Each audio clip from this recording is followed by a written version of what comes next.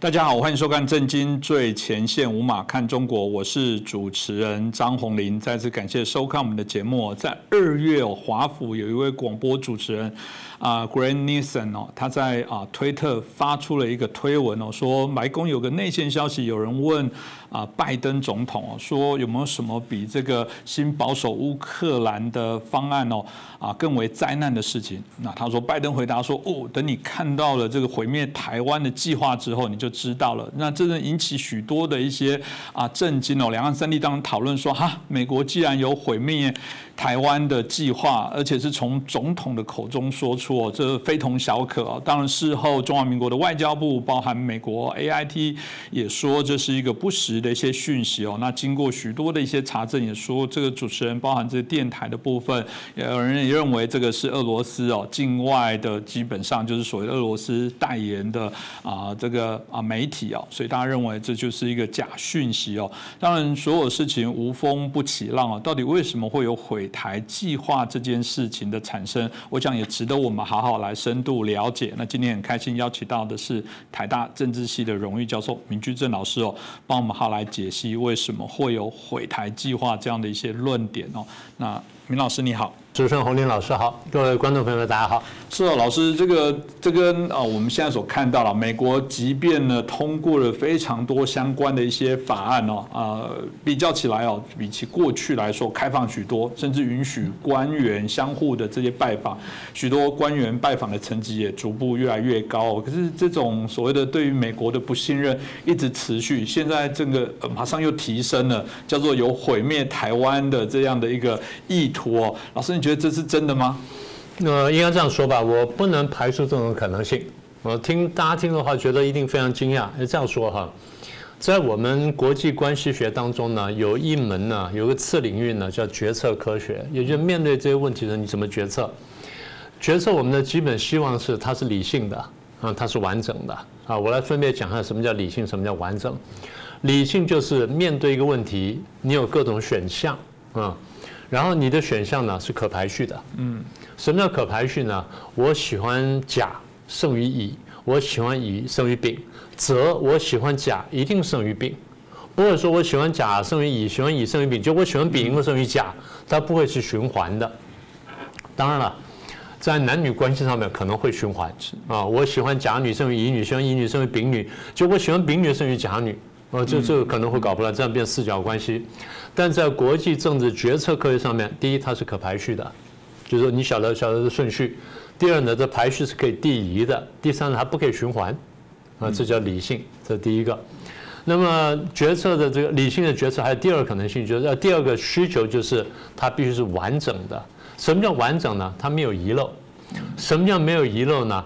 它把所有可能出现的情境都考虑到叫做没有遗漏。我这样讲讲，大家就明白了。因为如果讲到作战的话，战场的变化是瞬息万变的。你看古今中外的战士，常常有一阵风或一个人喊一句话，什么秦兵败也，那对方就败掉了；或者这边烧一把火，风一吹过去然后整个阵势就大乱了。所以战场是会变动的，情境是会变动的，然后敌方的这个思想，敌人的心思呢也是会变动的。所以因为有各种各样的变动的情况存在，那我们叫做兵棋推演。兵棋推演就是推演各种可能性、各种变化可能性。那古时候的兵书呢，把它叫做妙算就这意思。好，那不管怎么样呢，就你推出来情境有千百种，通常呢我们归类为3种什么叫3种呢？用中国最传统话来说，叫上策、中策、下策。上策就是我十分有利。中策就是跟我预想的差不多，双方各有利弊。下策就对我十分不利就是3种情况。所以你看到这个古时候的，不管《三国演义》也好啦，或者说东周列国啦什么等等，甚至《水浒传》啦，这个主帅或者说这个主军呢，对于出去打仗的远方打仗的将军呢，给他3个锦囊3个锦囊就是情况好的时候打开第一个，情况就中等的打开第二，然后情况不好打开第3个，3个锦囊就上中下3策。什么叫上策呢？就对我方的上策而言，对手大败或是大乱，情势出现对我十分有利的一种发展跟状况这叫上策。中策就是事情跟我原先想的差不多，我有我的优点，他有他优点，我有我有利地方，他有他有利地方，形势基本上符合我的判断，没有太大的意外，这叫中策。所以我只要认真执行我的计划，再加点运气，说不定呢我可以占到上风，的中策。下策就反过来。那么不管是意外，不管是这个意料之中，反正总而言之就是我方或者大败或者大乱，然后对方形势特别好，形势大好。通常我们在考虑战场或考虑双方敌对状态的时候呢，必须是各种情况都考虑，上中下都考虑。那么大家听到这里，大家会比较清楚，也就是我要计算，万一下策出现的时候，万一对我最不利的情况出现的时候，我怎么做损害控制？我怎么样去完整的退兵，保持我的兵力？那下次我再来。所以大概呢，我们一般来说决策科学呢会这样去考虑问题，也就是从美国的角度去想，我跟中共去对战呢或对垒，然后牵涉到台湾的时候，我必须要有一个上中下策摆在那里。是哦，当然回到这个议题，因为我们大概在整个正式的部会的回应说这是个假讯息，但许多人还是津津乐道在讨论啊。我也很好奇，如果从刚刚老师的角度来看，到底有什么样的脉络会来支撑？老师，你觉得这些他们认为这个美国的毁台计划之所以他们认为可能的原因，是不是请老师也可以分析一下？这样的，我们得反过来说，我们先说一下，就是在美国心目当中，台湾是一个什么样的一个伙伴？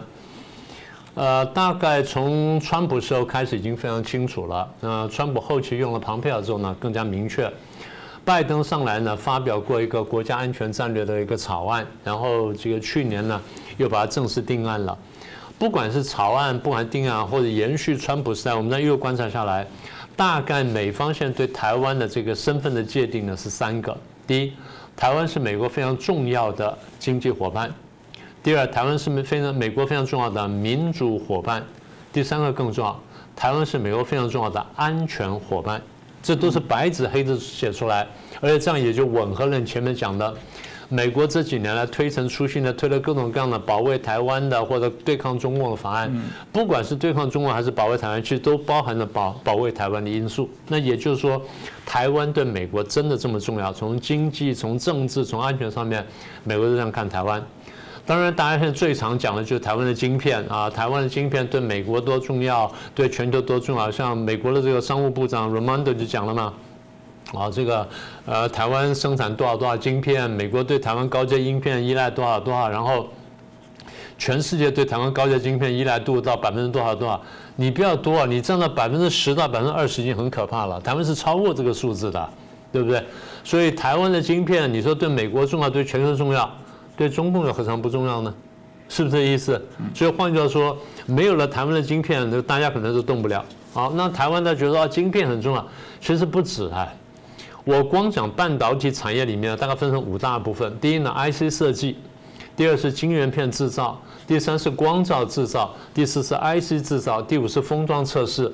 这5块里面，台湾这4块半是占优势的。台湾只有在 IC 设计上面不占优势，另外4块是占优势的。IC 设计里面，台湾也还有1半的这个能力。你如果把这个美国的这个 IC 这个设计的这一块的大公司，你把那公司的那个所有人拿来看看，有几个还是台湾人？所以台湾的比重远远超过外界能看到的啊。那么这样就回应刚才我们讲的美国的这个商务部长 Raimondo 讲说台湾的这半导体对美国多重要，对世界多重要呢？这样就很清楚了。那这还不要说台湾的战略地位跟台湾这个如果丢掉的话，它对世界跟对美国的这种心理冲击有多大，什么等等。前一阵子我一个好朋友呢传了一份清单给我，说台湾第一。那清单相当长，我不能全部念，我就挑大概1/2到1/3呢念给大家听。就台湾哪些东西呢占世界全球第一？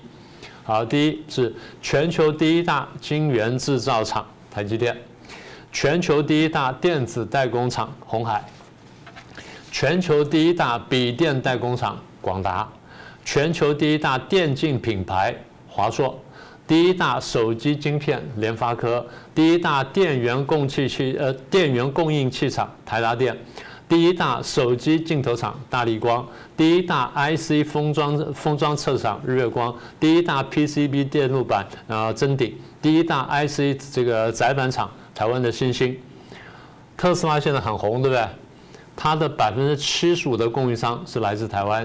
它这个电动车的心脏的部分呢，那个马达呢是台湾的富典电机制造的，所以大家这样看看就晓得台湾在这个产业当中多么重要。好，那我们回头刚刚不讲说章回小说吗？两军的打仗的时候，打赢了呢不用说了，打输的时候呢，你可以看到打输那方呢，只要有点的能力，他得做几件事情。第一，他得自焚粮草，他能带走的粮草一定带走，带不走一定把它烧掉。大家觉得很可惜，但没办法，你一定要烧掉。第二，你现在种的一些机械啦，或一些什么这个工程的工具啦，或什么这武器等等，不行的，你也要烧掉。为什么？因为如果留下来就要资敌。所以讲到这里呢，大家大概比较清楚背后的逻辑是什么了。是哦，当然就我们刚刚一开始提到这件事情，当然引起大家许多的一些讨论哦。其实美国从反过来说，其实美国怎么可能会来做这件事情呢？台湾这么样的重要，跟美国在许多经济上的、在理念、价值上有许多过去历史脉络上的这些合作。就老师怎么看待这件事情，在引起国内部的这种各种不同的纷争呢？我记得我们过去在节目里面特别跟大家强调一点，就是中共想做的事情就是把台湾拿下来，这我们都很清楚了。但他也看见中共也看见，他拿台湾现在最大的障碍呢，可能不是台湾，可能是台湾的这个国际支持，尤其是美国跟日本的支持，那特别是美国的支持。所以中共要做的事情就是要削弱台湾的外部支持，也就是削弱美国对台湾支持。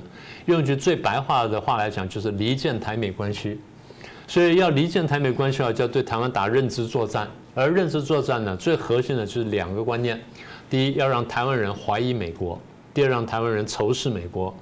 那一旦你台湾怀疑美国、仇视美国到一定地步的时候呢，台湾就想办法自己跟美国切割，这是中国最希望达到的结果。所以任何消息呢，第一，如果有任何一点点对于台美关系呢，或者说台湾内部或对美国的认知呢，有负面的部分呢，中国一定要放大。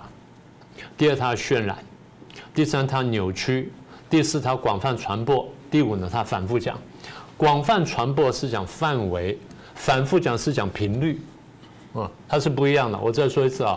所以这几年来，大家可以看到，台湾内部，各位在手机上面，你在参加一些群组的话，你群组里面就经常会传来这东西中共多么厉害啊，什么科技进步了，好棒棒，然后美国多烂什么的，美国吓到尿了，美国屁股尿了，美国怎么样啊？这些呢就是认知作战，所以它的来源跟它的可信度你要大打折扣。我再说一次，他们现在传播的主轴呢，一个是以美论，怀疑美国；第二是仇视美国。他们的做法是要第一放大。第二渲染，第三扭曲，第四广传，然后再来是反复讲。所以这样意思就是，只要认为有点的不利的，一定拿来大讲。所以你刚刚讲说，台湾社会对于这个毁台计划讨论这么多，正反双方都有，但是出来传播这个，而不是反驳这毁台计划的呢，它就是刚刚讲的中共对台认知作战在台湾的再一次表现。所以这个我觉得是第一点呢，得提出来的。第二点，好。按照刚刚的逻辑，就是美国可能有这个毁台计划，中共有没有毁台计划？你觉得中共有没有？当然有啊，对不对？中共不但有，它执行了。去年8月不就搞了个围台军演吗？它已经在执行了。那它6个点这个打飞弹什么等等封锁台湾，它已经执行了。飞机出来了，海军出来了，然后这个网络战争也开始了，然后文宣战也开始了。他不但有，他去执行了。那同样，这些人怀疑美国跟仇视美国的人，你为什么不出来指责中共有毁台计划？你这不是双重标准吗？你为什么有双重标准？你是真的怀疑美国，还是你帮中国为虎作伥，还是你真的在帮中国做事情？这里你真的想清楚，这是双重标准。这第二点。第三，对美国就算讲了，就算拜登总统讲了毁台计划。拜登讲过4次保卫台湾的，这些人为什么没有跳出来讲？你如果对于美国有所谓的毁台计划这么生气的话，那么美国又保卫台湾的话，你也应该出来用同样力度来讲啊，是不是？你应该公开高声赞美啊！你看看美国又再次承诺什么等等。那么为什么美国一点负面东西你拿来讲的这么大，而美国一点正面的东西你不好好讲呢？这又是一个双重标准。那我要再问的就是双重标准的根源到底是什么？你得自己扪心自问。那么也就是这些我们叫做亲共派也好，媚共派也好，甚至叫投降派也好，你仔细想想看，如果说你不知道你的来源，不知道这些消息来源，你只是很担心这样讲讲，我们这样讲讲，你应该想通了，想通之后，将来你就不要再做这件事情。你在碰到类似情况或碰到这个听到相似问题的时候呢，你就应该收敛，你就开始怀疑说，我听到的这个消息对台美关系不利的消息，到底是真的是这样子呢，还是有人放风这喂给我的？你仔细想想。或者说中共在哪边有了什么了不起的突破了，然后美国又不如他了，美国的这个什么侦察机被中共赶得屁滚尿流了，然后最后双方又怎么撞了，还有什么等等，这东西你都在仔细想想看。如果中共有这么厉害的话，中共早就动手了，是不是这样？中共一直不动手，一直搞这在干什么呢？就在摧毁你的信念嘛。就在破坏你的信任嘛，破坏你对自己的信任，破坏你对中华民国的信任，也同时破坏你对美国的信任，也破坏台美关系的信任嘛，不就要做这件事情吗？所以说白了就是这些人呢，他不管自觉还是不自觉的，他正在执行所谓的毁台计划，而这个毁台计划不是美国版的毁台计划，恰恰好是中共版的毁台计划。那么也就是，如果你不知道的话，你现在赶快醒过来。我告诉你，中共不等于中国，你真得想清楚。如果你知道的话，你不但是双重标准，你根本是贼喊捉贼，这点你得想清楚。将来这件事情翻出来的时候，你全部记录是摊在阳光下面，你是跑不掉的。将来有所谓另一波转型正义的时候，你说的这东西呢，摊在阳光下面。大家知道你在台湾最困难的时候，在中华民国最困难的时候，你在干什么事情？你是在落井下石呢，还是在为虎作伥？这点呢，你得想清楚。是，我想这个部分听到老师讲完之后，我大概有一个想象的归纳。显然这不是一个完整的论述。假设有那个，应该是一部分的规划。就前面有讲过，因为我前面有人讲说，我说这个1分真这个99分假，应该说1%真99%的假，他就拿那1%的这个可能的脉络，就故意夸大了做了一篇文章哦。所以如果这件事是应该前提是在万一台湾整个被中共占领，中共设了许多的军事设施在这里。我只想问，请问各国能做什么？当尤其这些飞弹的部署又在影响了他们的国家的安全的时候，各国该做什么？但这显然一定是在这个计划当中的所谓的下策，甚至我认为是下策哦。那当然一定有所谓的上策或者中策，因为最理想的部分是当然是用最好的方法。如果想象用这样的一个脉络，我们就很好奇，那美国显然大家来看一下另外一个部分吧。如果有美国的上策跟中策，可能是什么呢？对，你刚刚讲那个非常有道理哈，讲到说，如果所谓有美国的下策毁台计划那真的是美国全盘计划的一部分。所以我们要问的就是，除了下策之外，它上策跟中策是什么？也就是美国现在设想最好的方案是什么，然后中等方案是什么？实在万不得已我才走下策嘛，对不对？这个逻辑是这样的哈。所以上策是什么呢？我们反复跟大家讲。台湾很多人讲美国现在就是要把两岸战争挑起来，然后借着台湾的手呢去毁灭中国，是破坏中国的崛起计划这第一个论述。第二论述呢，美国黑心肠要推上去，让两岸华人自相残杀，中人自相残杀，美国做出渔翁之利，这第二类论述。第三类论述就是美国人就是要拿台湾当炮灰，就是要牺牲台湾，然后推上去打仗。然后第四策就是美国人希望推上去之后，然后卖武器。这都是荒唐的逻辑。如果说你把刚刚的事情你把那全貌想清楚，你就晓得其实情况呢比这复杂的多。美国上策什么呢？你仔细看他现在动作跟他现在这个讲话非常清楚。几年前我们就提醒大家，美国的上策一定是核主战争之爆发，一定这样子。各位注意看，美国这1年来，美国的政界跟军界的最高层，包括美国现在这个国会里面的参众两院的这些高阶的议员或者关键委员会议员，他们讲的是不是核主战争爆发？这就是我们1年多前、2年前讲的话呀。当时我们讲的话的时候，没人相信，也没人说这句话。现在大家看见了，人人都在讲核主战争，核主战争，就告诉我们这就是美国的上策。那么也就是其实从这个川普认识到中共的本质之后，开始扭转政策了。拜登接续呢，拜登的一个差异，当然川普也做，但拜登的差异就是，我除了积极备战之外呢，我积极联合盟友。我们上不是讲了吗？这个川普呢，觉得说我年富力强，我拔枪比较快，说我跟你单挑，然后西部牛仔一样，两个比拔枪快。拜登说我年老体衰，我打不过你，这样我叫人来围殴你吧。所以策略是不一样的，但是要对付你的这个目标呢是一致的，也就是我们要制止的是不是中国，我们要制止是中共是一个破坏国际秩序乃至破坏人类这个基本价值观的这么一个恶棍，我们做这件事情。所以他的上策呢是积极备战，联合盟友，目的不在战胜，目的甚至不在引爆战争，目的在嚇阻中共发动战争。不管你的战争是侵略台湾，还是对付南海，还是对付日本，不管是谁，反正就是嚇阻你发动战争，这才是美国的上策。我们再说一遍，兵法的上策呢，不在于战胜，兵法的上策在于不战而屈人之兵，这个就叫做兵法。所以大家这个很多台湾的退将还在讲啊，美国没有出兵，我们反复讲，去年的8月份，美国出了3艘航空母舰，不就是不战而屈人之兵吗？这些退将们是读过兵法、读过孙子兵法的，难道这个你都忘掉了吗？这叫上策。中策是什么呢？中策就是实在不得已的时候我要打赢。好，那怎么打赢呢？第一，我现在演习，我现在大量演习。因为我对中共、对美国来说，我对中共的敌手非常陌生。对，我跟他在朝鲜战场上打过仗，然后当时是打的陆战，然后空战有一小部分，但是大规模的、全面的，甚至这海军全线的作战，那这点我们没经过过。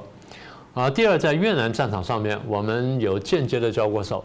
中共有出炮兵部队，有出工兵部队，中共同样也是用不战而屈人之兵，他摆了几十万大军呢在中越边界，我摆出是随时出兵，但我不出兵动作，迫使你美国不敢全力打北越，这也叫出兵了，对不对？这很厉害了。好，所以美国现在就是中策，我要战胜中共，但是我要战胜中共，我要先演习啦，然后部署啦，要强军啦，然后更重要一点什么呢？万一战争爆发的时候，如果先打我美国好，那我马上还手，不用讲了。如果他不是先打我美国，他先打台湾，那怎么办呢？万一台湾守不住的话，我要帮助台湾再把它抢回来，很麻烦呢。所以最好的策略是什么？我帮助台湾能够在很短的时间内有效的击退共军，让他不敢来犯。当他在一定时间之内他打不过共军的时候，我再考虑要不要进来。对不对？这是美国的中策，所以如果这样的话，我就要使得台湾或中华民国军队要强大到一定地步。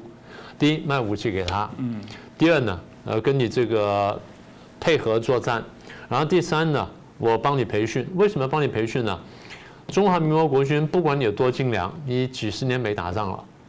然后你的战争经验、战场经验是不够丰富的。我美军打了几十年仗，我碰过各种各样的对手，我从沙漠打到海里面，从海里面打到天上，从天上打到哪里，我都打过。然后我有各种各样的不同的战场、不同的战地啊、不同的战术经验。更重要的是什么呢？现在新的武器出来了，新的科技出来了，新的科技配合新的武器，比如说你说星链，你说地上拿个手机，然后打开看就晓得敌军在哪里。为什么？因为星链传给我了，然后看坐标怎么了？那咱们调打一个炮弹过去就解决了。作战方式完全不一样，也就是3C最新的科技呢，跟这个战争呢完全结合了。那这种战法呢，不晓得台湾熟悉不熟悉？好，那这点呢，我美国是有经验的。那这些呢，我交给你。这次我们拿乌克兰战争就可以举个例子。去年2月24号，乌克兰战争一爆发，大家就觉得说乌克兰完蛋了，这家伙可能很惨。俄国1亿多的人口，乌克兰才4000多万，然后俄国号称是世界第2大强大军队，然后乌克兰的从来没人听说他军队有多强大，所以乌克兰一定是凶多吉少，朝不保夕。连好像 CIA 都出来讲啊，是不是守不住4天了？我们是不是要帮助泽伦斯基逃走啦？然后等等之类的。好，那不管怎么样，乌克兰守过1个月的时候，大家都非常惊讶。那大家慢慢看懂了，哦，对，这是一个新时代的战争。然后呢，美国跟北约这些国家呢，因为不能看见乌克兰被俄国击败或者甚至并吞，所以他们从各种角度去帮助了乌克兰。那也就是外来的援助对一个弱国面对强权侵略的时候是有帮助的。好，那现在如果的逻辑是对的话，那美国就想，如果我要避免台海战争，我避免卷入战争的话，我就要保证台湾强大到中共不太敢动它，所以我必须来帮台湾。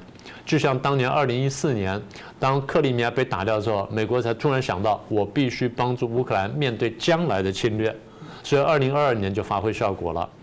那现在美国的作为就是积极帮助台湾，然后让台湾呢能够避免掉那场战争。如果战争要来的话，台湾至少短期内能够站得住脚，然后能够等到外来援军来到来。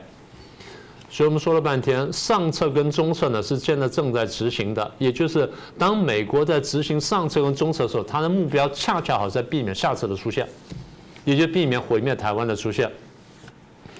它就避免这种情境，避免下策。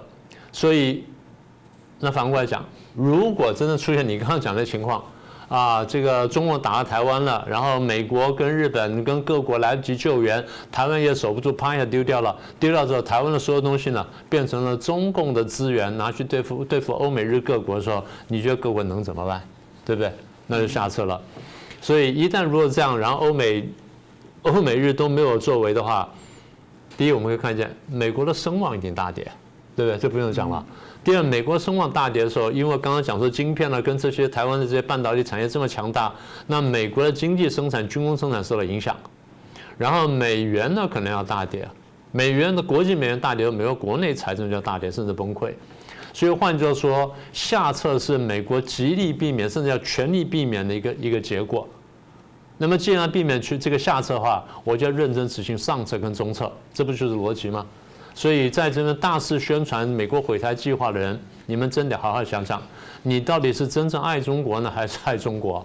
你到底是爱中华民族呢，还是在害中华民族？你以为说我在爱中华民族，不是的。当年帮纳粹人以为他在帮德意志，当年帮军阀的时候他以为在帮日本，后来他发现那路都是错的。也就是凡是军国主义的，凡是专制政权的，凡是违背人性的这些政权呢，走的路都是错的。这些朋友们，你们真得好好想一想，时间不多了。是，这非常的重要，因为每次到了尤其选举关键年的时候，台湾这种内部认知作战会来扰乱民心，让民众自我审查、害怕。那这恰巧是中共惯用的一些伎俩来恐吓你。那今天再次感谢明老师针对这个毁台论的事情，也跟我们比较清晰用一些比较广的角度脉络来做一些讨论。我想这个部分的一些说法跟论述，也可以给大家做一个参考。再次谢谢老师，也感谢大家的收看。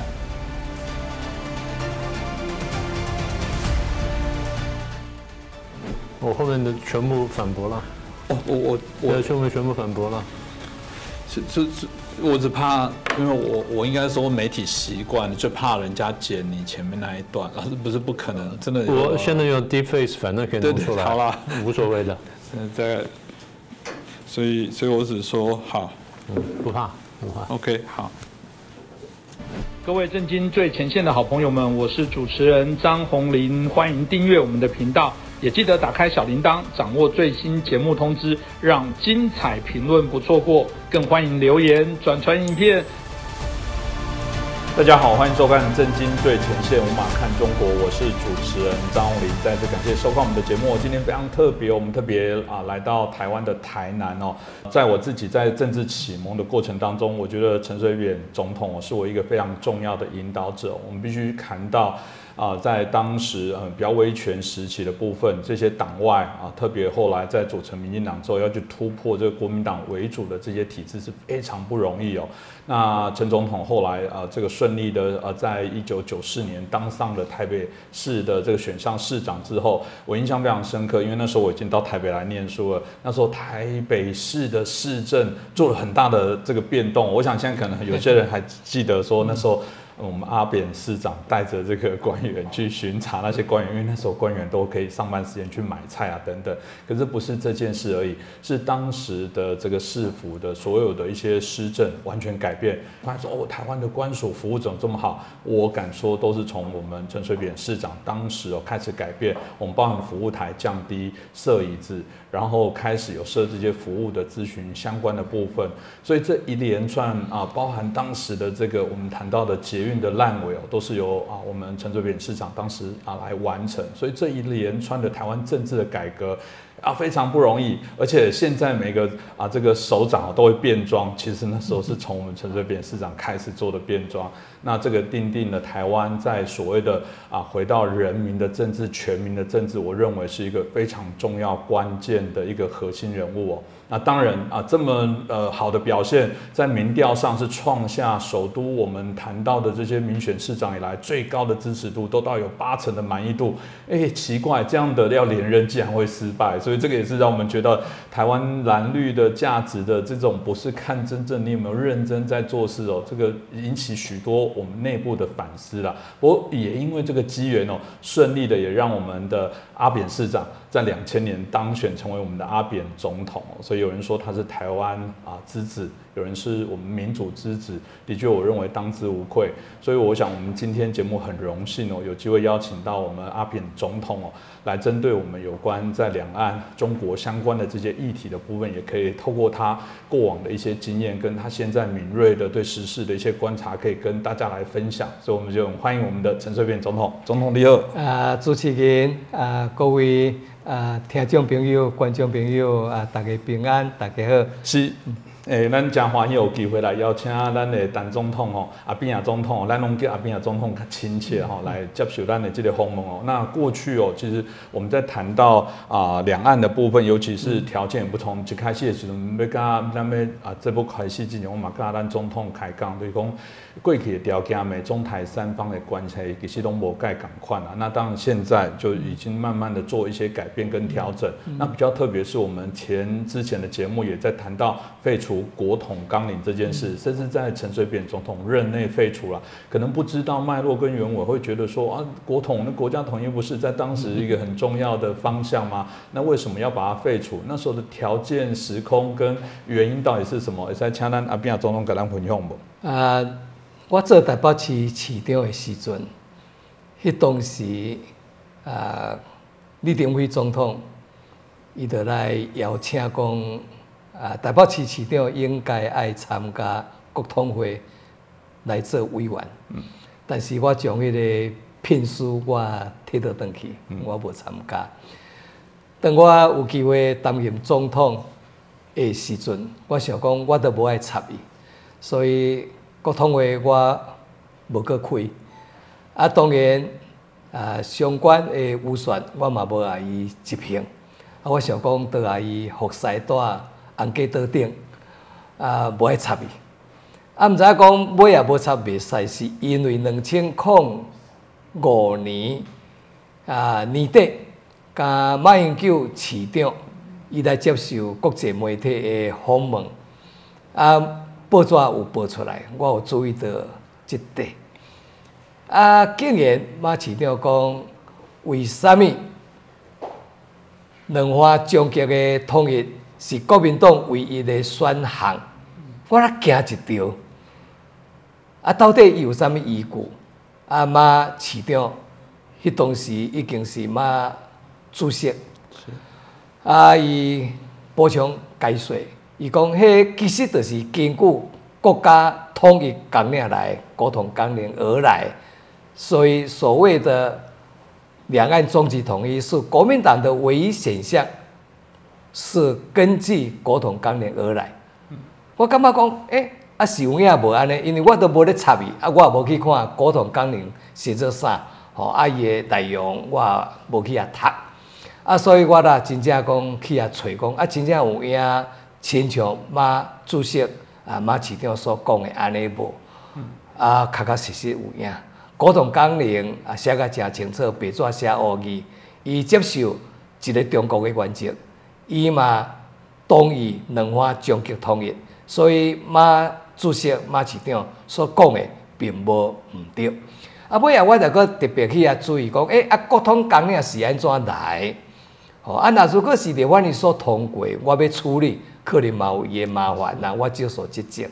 尾啊，才知影讲其实为着要因应1992年的香港会谈，所以先接受中国的条件，成立国统会，制定国统纲领，这拢总是体制外，咱毋是体制内，所以伫国民党通过了后，尾啊呢直接就交予行政院来议会通过，所以国统纲领无经过立法院，是经过行政院的议会，所以我想讲，若安尼，我若要来面对，要来做一个处理，我感觉讲安尼就简单啊咧，我毋免去拜托立法委员，嘛袂过，所以我感觉讲是行政部门就会当解决，我毋得讲开即个种国家安全会议，先讨论，先决定了后，咱就将国统纲领来伊废掉。当然，你当时的用语，咱嘛做慎重啦，无讲废除这两字，咱用终止，终止国统会的运作，迄个国统会的运作，甲国统纲领的适用，迄当时咱是用安尼就对啦，其实意思咱共款，迄就是甲四不一没有。没有废除国统纲领的问题，迄有关系嘛？但是尾嘛，大家讲，咱将国统纲领废掉，所以国民党就毋敢讲，这是根据国统纲领而来的主张嘛。大概是安尼啦。好啊，当然啊，刚刚总统所说的这个废除国统纲领，我不知道的人，但我知影迄阵迄个环境条件无共啊，大家感觉讲，你就是准备要行台独啊，创啊，没有，那两码事，那两码事。所以这部分就看这机会才来。这是两项代志，最主要就是讲，我一直咧推崇的，就是讲自民主权，要来决定台湾的未来。无过去咱定定咧听到的一句话讲，伫海外听到倒来，拢总听会到的，讲台湾的前途、台湾的命运、台湾的未来，应该由台湾的自民共同来决定，免来决定。当然就是爱这个公民投票嘛，直接民主嘛。但是你若讲公投有一个前提，你放伫遐，有一个结论，搁你做一个限制，若安尼，你要公投。毋是咧投假的嘛，所以呢，我们认为说公投公民投票、自民自决要决定台湾的未来或者两岸的关系，那我们认为不应该有一个呢框架，不应该先设定前提，或者说先有结论，或者那不是真正的直接民主。意思就是讲，爱一张堪白的支票，让人民来做选择、来做决定，毋是讲我做政府的，我做总统的，我做执政党的，我要替人民来决定，人民是替你咧背书，那安尼，迄毋是真正的民主，迄是咱认为讲要自民自决，要公民投票，咱袂使有前提，袂使有结论，这甲统独拢总无关系，咱就是完全一张白纸，一个已经空白支票，让你去填。是安尼啦，这讲重要，因为如果没有特别有问这问题，大家会说国统纲领废除，那你就是为了要独立支持总统，不是？你可能看到名称会觉得好像废除了什么，其实废掉的概念是你有本事，如果自民自决也决定要跟中国来谈统一也可以，但是你袂使有这个框架部分来做限制啦，所以我感觉这大家更加清楚。那当然回到咱讲到在咱两岸的这关系，其实伫你过去共款嘛是咧处理迄阵的条件环境拢无共，咱一开始就讲到。美中台三方这距离点俩咧变来变去嘛，所以有人就会比较，尤其即马习近平大家讲已经变这习皇帝，个第三任未来看起来任期会佫继续可能落去。咱大家咧讲过去你怎啊经历着，咱讲着这个江泽民的部分，甲这个习近平的部分，你家己安怎来看因的这个就叫中国即马发展甲咱台湾这个咱讲着咱的状况要安怎来咱来解读即马的发展的？我要搁做一个补充啦吼，我拄则有咧讲自民自决吼，即个已经来决定台湾的未来，这就是大家搁有印象嘛，真侪人会解释讲民主进步党有一个台独党纲，我认为讲，迄毋是真正咱所讲的台独东江，迄有经过修正，迄叫做自民自决台独东江，自民自决台独东江。迄伫1991年党员代表大会，民进党咱来通过我所提出的修正案，无毋对原来迄个台独东江，就是讲主张即个迄种要建立一个主权独立的台湾即个共和国，要来制定台湾新宪法，安尼，这叫做台独东江。但是尾我提出一个修正案，就是讲完全依照直接民主的即款国民主权即个迄种。国民主权的这个原理来就对了吼。同时我提出的修正案，就是讲建立主权独立自主的台湾共和国及制定台湾新宪法的主张，应交由台湾的住民以公民投票的方式来做选择跟决定。安尼就无共款啦。意思讲，民进党你会使主张，但民进党的主张毋是唯一，嘛毋是最后，最后是交予人民来决定。这就是直接民主，这就是自民自决。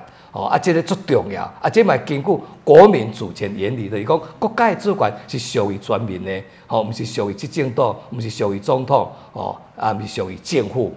这个观念一定爱有的对，所以我当时提出这个修正案，叫做自民自决，台独东江就对，所以咱尾我咧行这条路，拢总是共款就对。阮有主张，但是我主张，我袂使讲，我就是最后的，我替人民来决定，所谓的民主，是你做民，我做主，恁做愚民，我来替恁，来咧做主，安尼就不对。这讲起来，我感觉甲头先的国统光临是相辅相成。对，我今仔日甲你提掉，你会敢若讲好，你创啊要怎无？我大都共款。我虽然我政党我有家己主张，但是我嘛尊重最后爱互咱人民来决定。我感觉足公平。对，所以咱袂矛盾。伫东江的修正。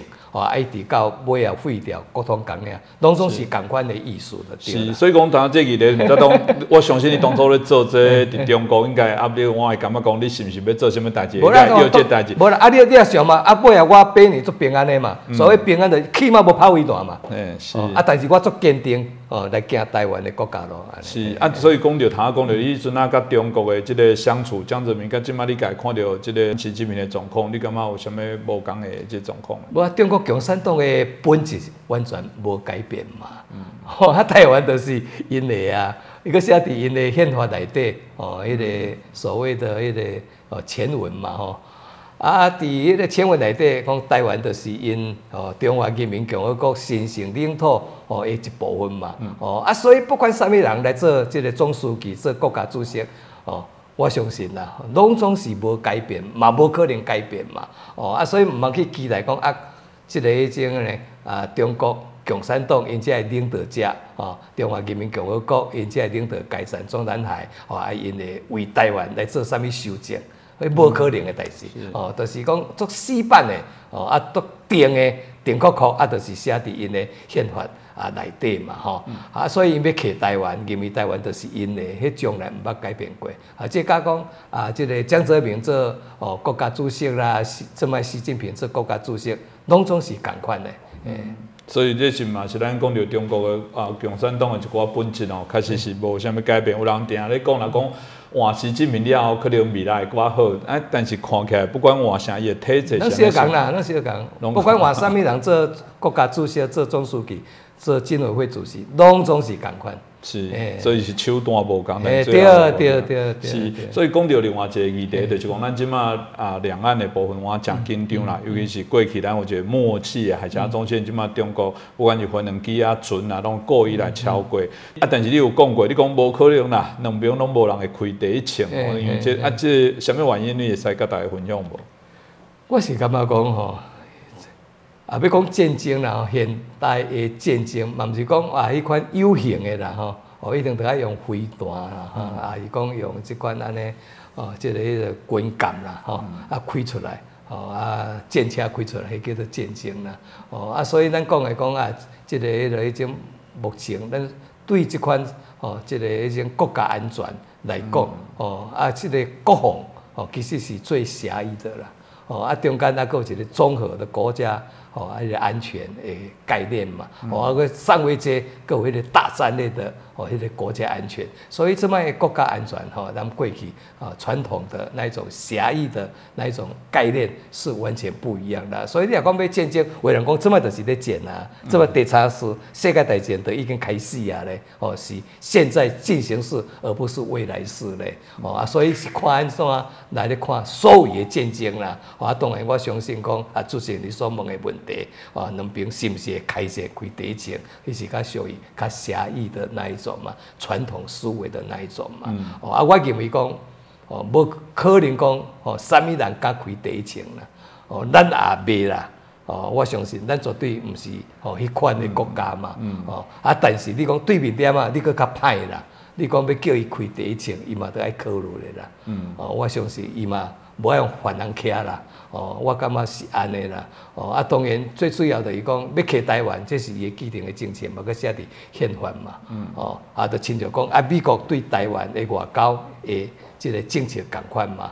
伊个一中迄个中国讲一个中国原则嘛，一中原则，还是讲一中框架美国是一中政策嘛，对台湾来讲，我是讲一中问题啦，一中那是问题，但是不是现在，而是未来啦，要解决的问题嘛，这么目前绝对无答案的啦，迄是我的基本的思考啦，咱坑较远但是那绝对是一个问题。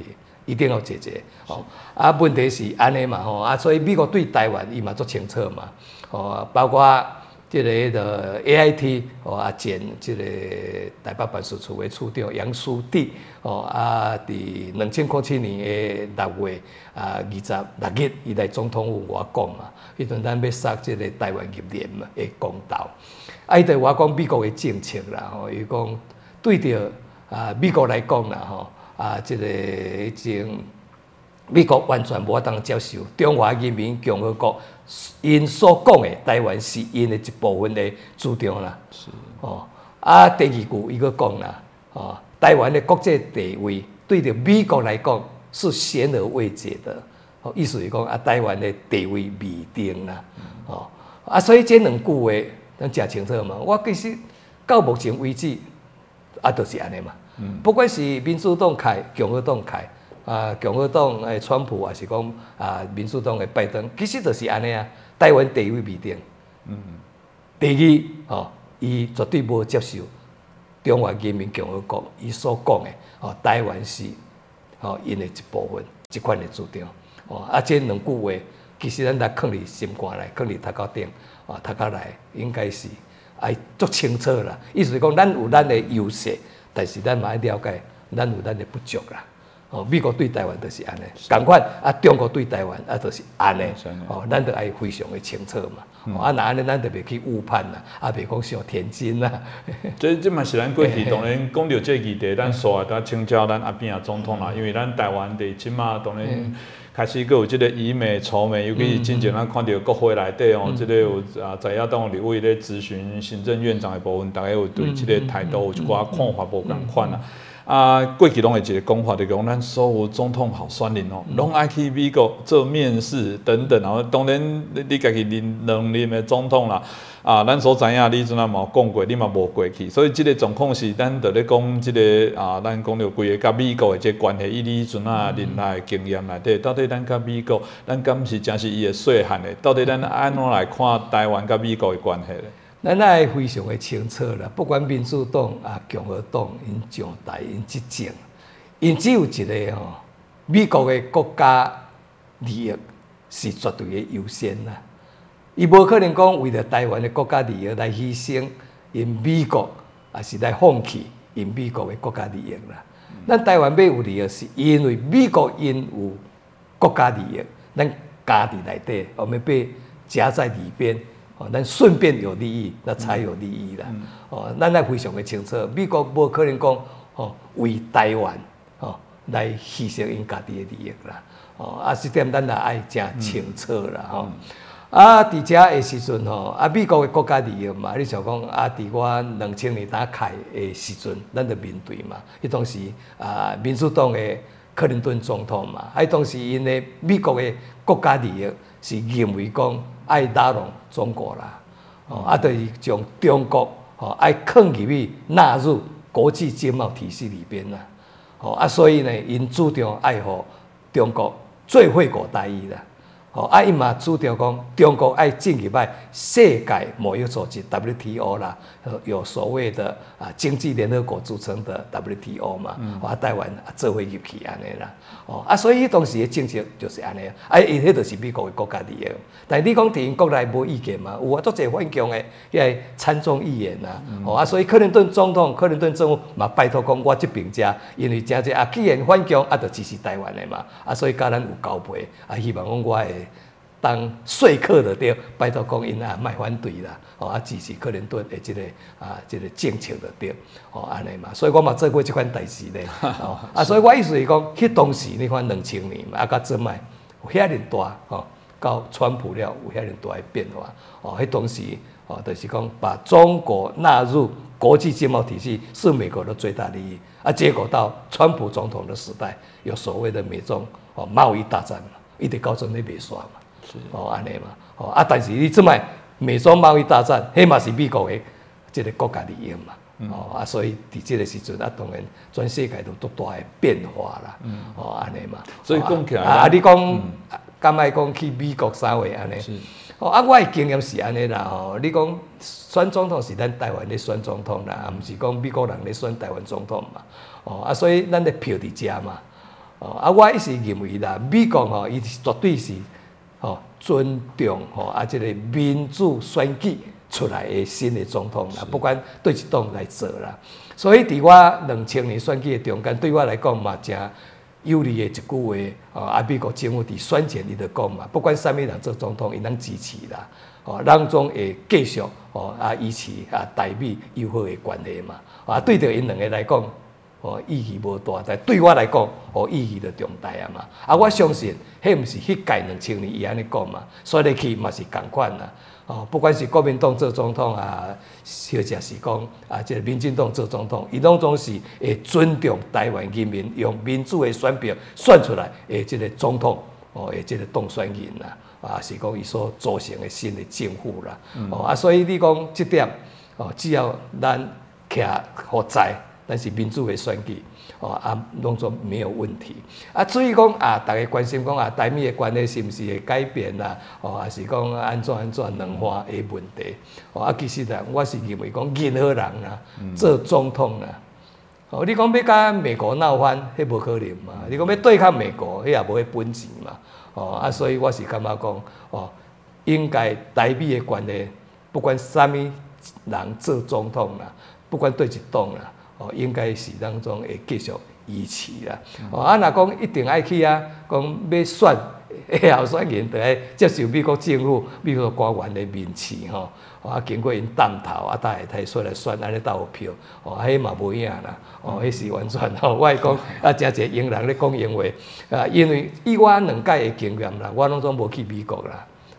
当然选前我捌去嘛。但是迄当时毋是候选人你做候选人了，我都毋捌去连任当然迄无可能嘛，现任的总统嘛。但是我会感觉讲，你讲甲美国的关系，你拢无咧试验嘛？也没有啦。你透过 AIT 就好这边有处长有副处长嘛。所以不管是嘛，甲咱咧做伙咱咧开讲其实咧开讲，伊就是咧了解你你嘛是咧报告你的想法要安怎做伊问你啥物问题嘛？伊咱会报转去所以就毋免去到遐，伫台湾遮要讲你讲面试，伫台湾遮就咧面试敢是其实咧嘛面试啦，伊嘛是咧了解安尼尔嘛。所以我是感觉讲。那个没有那么严重啦，嘛无讲绝对的必要啦。是，这应该是讲咱台湾原本伫国际地位上就特别的，都用美国嘛真关心，所以这关心规定。关心你全世界伊关心嘛，对啊，我讲若是台湾或者日本有啥物代志，嘛去了解这外交官原本就做这总统选举，伊嘛拢做关心的啦。是啊，这做美国伊要做一个国际警察，原本就会去做这个代志。所以我讲，确实咱定咧讲，但是这个问题就是讲，咱看的最正常的，因为政治选举。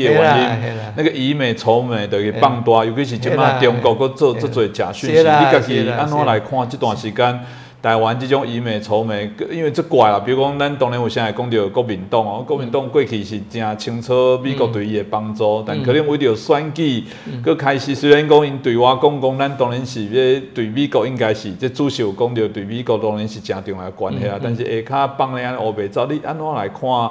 咱讲着，互咱了解要安怎较正确来看这个台美的关系。我是感觉讲吼，民主这条路既然若要行啦，就无可能一言堂啦。啊，民主绝对是多元的，有无共款的意见啦，有多数意见，有少数意见啦。啊，你袂使讲啊少数，啊你袂使讲啦。迄当时我嘛曾经少数伫立法院啊，啊我嘛是安尼讲啊，哦，敢是安尼？啊，国民党袂使啊我多数，啊我迄阵万年国会，啊我无爱互恁讲，嘛袂使嘛。啊，所以共款的道理啊，啊既然民主多元，啊有遐尼侪无共款的政党，遐尼侪无共款的声音，哦，啊不管是统的、独的。这摆个无所谓的哦，这个二条一哦啊，迄款的惩处判断条例，还是讲啊，这个种哦，这个政治犯、思想犯，拢总没有啊嘛。哦啊，不管统独哦，主张共产主义，主张台湾独立，大家拢总无代志。拢这是宪法保障。对啊，啊，既然是政治的自由、言论的自由，啊，你才会使讲，啊，我介意听的。哦，我介意听的，啊，你来讲；啊，我也无介意听的，你就袂使讲，啊，无特别啊，你治无啊。我感觉讲，这嘛违背民主的原则啦。哦，啊，你讲你爱负责嘛？啊，你讲是毋是得到多数的支持？啊，是毋是有票声愿意要啊你支持？哦，我感觉讲，这嘛是你家己爱去思考的问题嘛。哦，啊，当然真侪少数意见，啊，其实人嘛感觉讲，伫台湾无市场，啊，无市场嘛是有迄款声音嘛。啊，你袂使，啊，你袂使讲啊。所以我是感觉讲，咱讲民主。哦，咱袂使讲有相定的标准，所谓双标啦。所以我是感觉讲，迄当时，哦，国民党叫咱袂使讲台独，啊，无就是二条音嘛，就是唯死刑。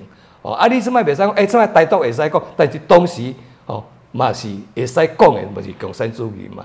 迄当时咱定讲爱国安三法，哦，爱第2条，哦，啊就讲不得主张共产主义，不得主张台湾独立，哦，就分裂主义嘛。啊，即摆咱开放啊嘛。哦，啊，开放了的时候，你袂使讲，啊，怎迄个共产主义并袂使讲，你会使讲，我是感觉讲，你会使讲，啊，但是台湾无市场嘛，是安尼嘛，哦，啊，我相信这少数的声音，以我做过总统，我认为讲，我袂使双标，哦，啊，无一个先变成一言堂，这嘛毋是好代志啊，是，哦，啊，什么到底啊是啥物叫做哦，一种的声音会使，啊，别的声音袂使，哦，啊，无食着安怎，哦，谁说异类？哦，我感觉讲，我嘛袂上帝嘛，啊，上帝嘛袂安尼嘛，哦，敢是，哦，啊，你也决定这嘛不对去嘛，哦，所以我会感觉讲，民主袂使双标啦，哦，啊，但是我相信啦，迄款的声无市场啦，无市场，选举也袂掉啦。这开始咱台湾的环境的这个变化，但我感觉我真同意咱阿扁总统讲的啦，所以我讲。台湾还在学习这个民主这台字，我该有一个讲法啦，讲民主呐，敢若一台车，就像一部车子哦，咱即马搁咧学驶啦，到底油门落偌济，袂冰车，很多路要拍偌济才拄啊好。我感觉是台湾刷来，咱全民应该来合适。因为这人我做市长，甲做总统，咱有关系的。我有这几个观念嘛，拄则你有讲啊，这个后勤革新嘛，我们把这个服务柜台降低，从125降到70公分嘛，哦。啊，我们就可以平起平坐哦。啊，无像过去服务的柜台吼，亲像迄个饭店共款啦。哦，啊你哦做主人的哦市民，你就要互发徛嘛。啊，结果做公仆哦公务人员嘛吼，啊是公仆啊，啊结果以人坐啊，结果哦伊个带个有地人啉啊，咱什么都没有啊，个发徛。哦，啊这搭对啊，所以我当时我就提倡讲市民主义啦。市民主义啊，市民主义就是讲，这个都市的主人，毋是市长啦，毋是公务员啦，是市民，迄才是都市的主人啊。所以市民上界大，哦，啊上界大的是咱做公仆，咱是咧做工的，为民服务，你叫做做工嘛。啊，你市长毋是大家长啦，封建思想啊，哦，市长不过是一个工头啦，白白咧做工，你做工头安尼尔嘛。啊，你说你完全改变嘛？哦啊，所以市民上界大的时阵，哦来到市政府，来到户政事务所咧办代志，你才会使发徛，你才会使讲安尼，哦安尼无地人啉，哦啊，所以感觉微笑奉茶就是安尼来的嘛，哦啊，所以这就是个观念啊，所以共款伫市民主义，咱讲，市民是都市的主人，但是全国来讲，总统的头家啦。选举万岁，人民上界大嘛。人民上界大，国民主权管理就是国家的主人上界大嘛。是所以我感觉总统的头家，国家的主人一切咱就是伫遮来做思考的时阵，咱就袂使讲，我是精英，所以我要精英领导。你毋捌，你毋捌伊个兼无卫生，安尼毋对啦。更较毋捌伊的啦。更较卫生习惯无好的啦，伊嘛是国民啦，伊嘛是总统的头家啦。因的意见更较毋对，你嘛得爱注意啦。你嘛是爱听啦。安尼嘛，有你嘛知参考啊，你袂使讲你对毋对？你看人无贤嘛，安尼袂使啊。是，这我感觉真重要。过去咱坦白讲啦，就是以前伫稳定国民党执政的，参我嘛免什么政听，反正我倒咧嘛会调。其实变啊总统该翻转了，大家会惊，和政听开始堆叠，大家感觉我会搁做啊好，我服务会搁好，所以才开始改变。所以我讲，那你要讲，我讲咱阿扁啊总统的，对咱台湾政治的改变，从我们人民跟政府那个公务人员的角色的转变，我感觉伫你里面来做一个最重要的转变啦。当然讲到这部分，当然就延伸到讲，因为这选举这部分，因为咱变良性的竞争，但是真讨厌是咱你若甲我的意见无共，就他讲着，你要主张只要在宪法保障的这范围内底，你要讲啥拢会使。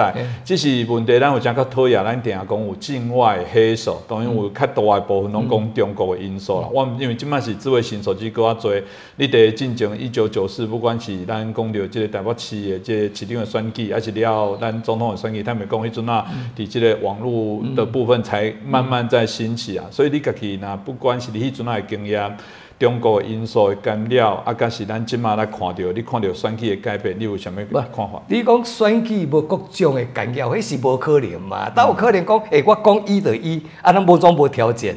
我讲好，你就爱对我讲好。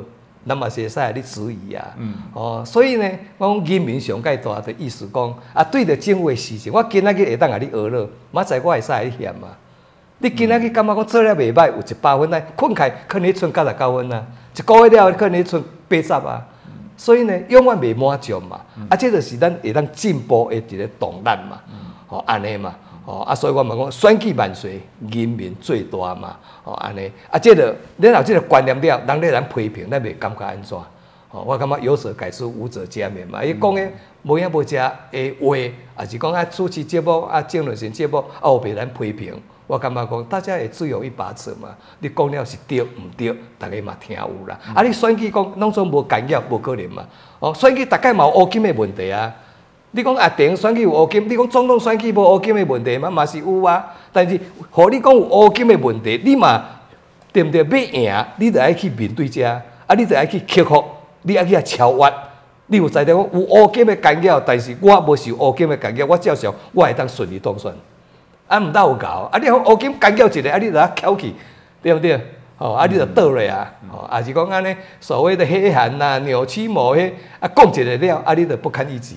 安尼你嘛是怎顾的尔嘛？所以我感觉选举绝对有乌金过来啦。所以呢，伫即个咱台湾较特别的有对华的因素嘛，中国因素嘛，这大概选举嘛有对一届无呢？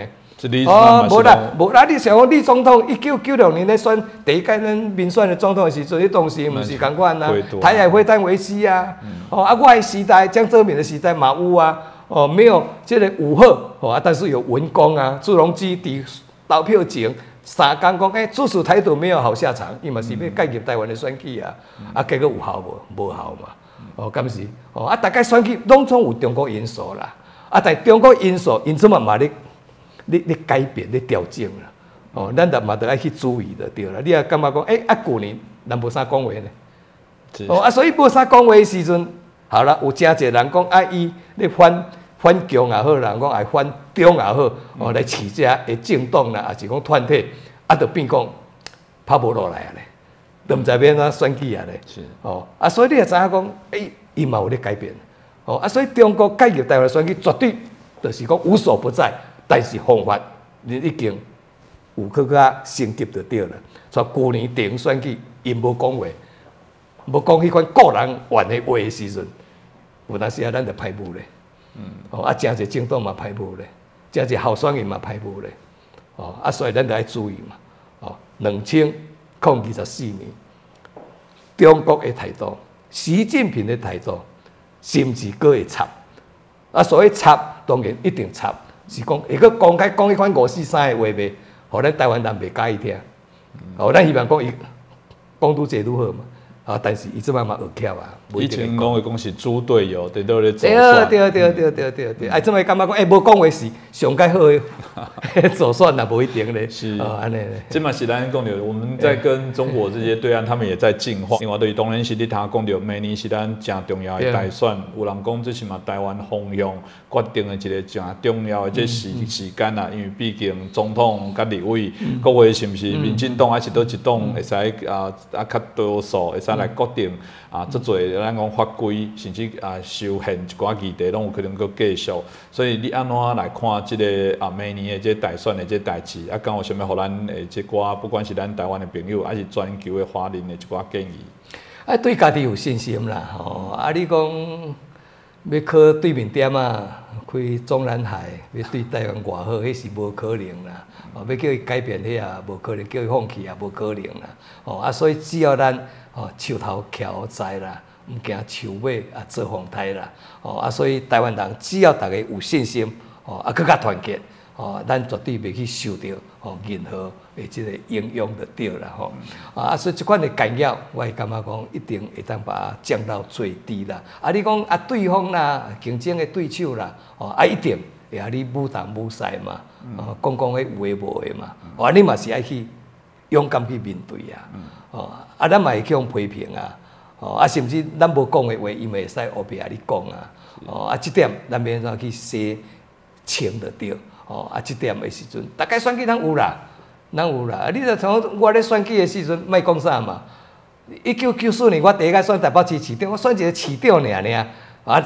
对手赵少康，人伊就较好选的。伊就讲中华民国保卫战，边也袂使互做总统、做市长，无食中华民国会灭亡。中华民国灭亡论，咱市长选举也有关系咧。结果我4当。做了，中华民国也没有灭亡敢是？你做总统？总统嘛，比你嘛，迄个机啊嘛是那个盛凯，敢是安尼，也没有灭亡但是这个问题，所谓亡国论，所谓亡国感，嘛是会个提出嘛。大家选举，咱会讲这个问题嘛，无效啊啦嘛。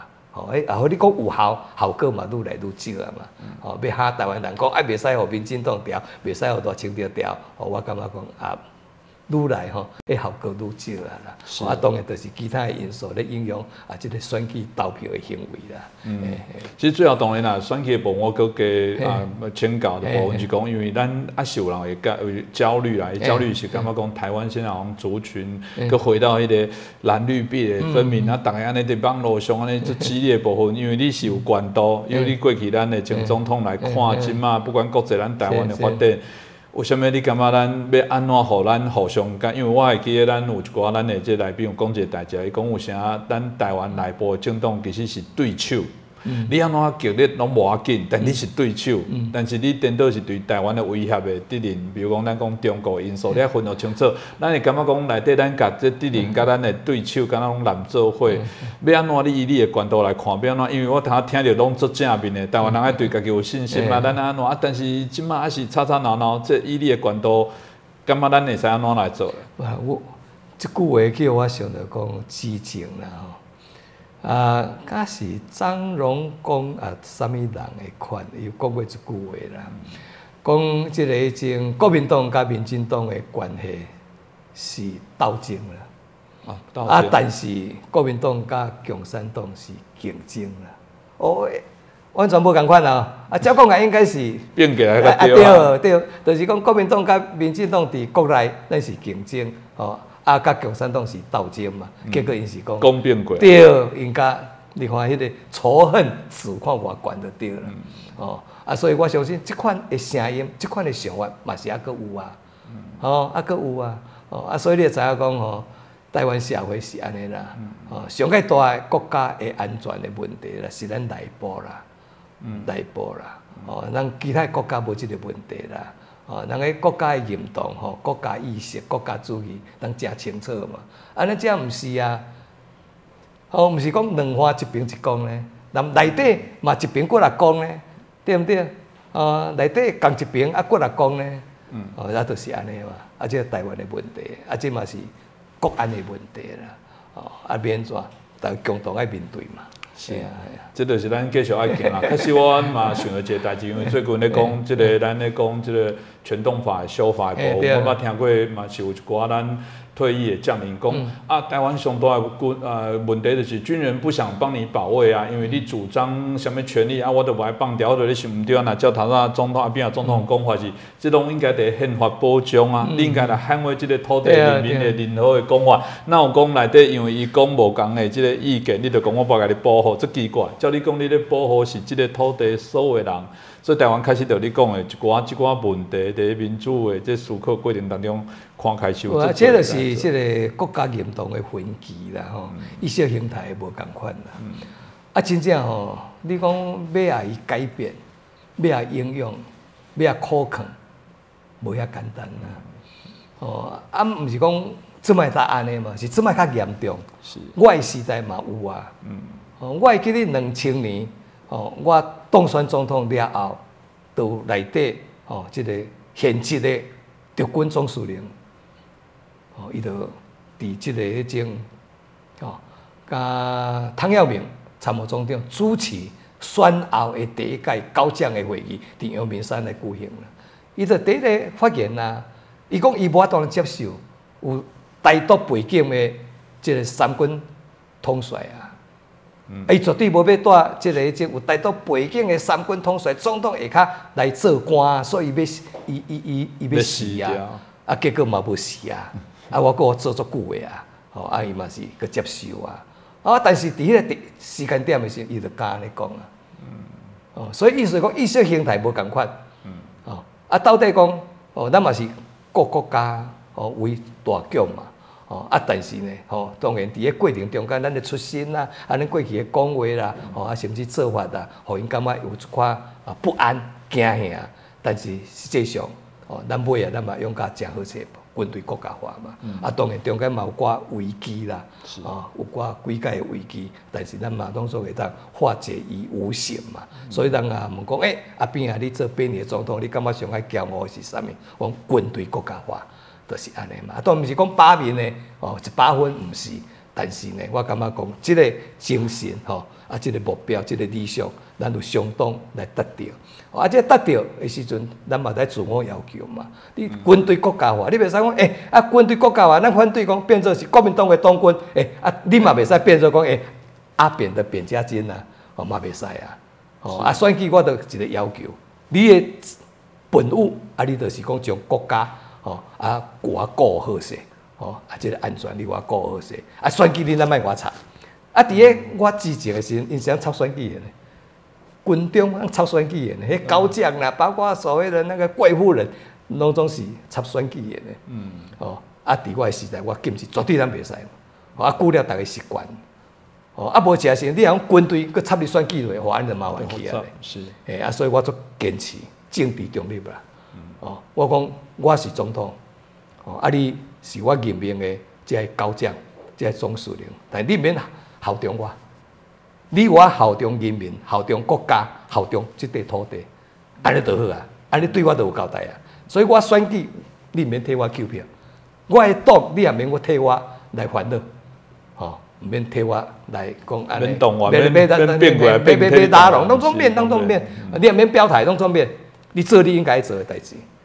精神本务就安得好嘛。我感觉这足重要啊！足济咱得爱要求家己，你袂使讲讲两套啊。你袂使支持国民党，到尾讲你爱支持民进党，安尼哪对？都不对去啊，矛盾嘛。这讲对啊！就我今仔透过今仔日的访问真欢喜对咱边总统真清楚，伫咱一寡咱希望了解这议题该请教，嘛讲真多真深入，互咱了解啦。那我一直觉得，陈总统他很重要的，真的是在台湾的民主宪政的一个变革，让台湾人对主体意识的提升。因为台北讲第一准那能清理是这困难的，跟现在的样态。为谁而战？为何而战？是，所以我讲迄是最重要的点嘛啦。我坦白讲，虽然足多在网络上有足多对你有一寡代志大家无同的意见，但咱还是希望透过我们今天的节目，大家可以持平的其实来看待。每一个政治人物实际上对台湾在民主化过程当中重要的贡献啊！我最讲的一句话就是有梦相随，希望相随啊，有梦最美，希望相随。这真的是一个很美好的几个字哦，这也是应该可以作为台湾的注解，说看起来挑战很多，但有梦最美哦。是啦，有梦相随。是，今日感谢咱阿扁总统，感谢主持人，感谢大家好，谢谢。咱大家若介咱今日节目欢迎会使分享给更多的朋友。那我们希望我们这期的节目可以让大家有一些不同的一些角度来做一些思考。再次谢谢总统，谢谢大家，谢谢。好 ，OK。好，总统感谢。感谢甲分享我遮好遮多这个经验。